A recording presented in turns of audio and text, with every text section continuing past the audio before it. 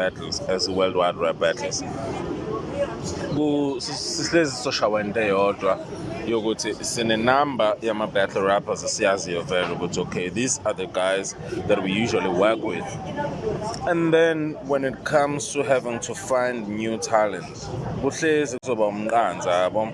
Not that it's not out there, likhona, but kuwumqansa to get those dudes to understand ukuthi kahle kahle yini lesuke sisebenza ngayo and what is it even all about. So okuyagcina kusiphoqa ukuthi sijikeleze around the same names, whether Madala, whether Masha.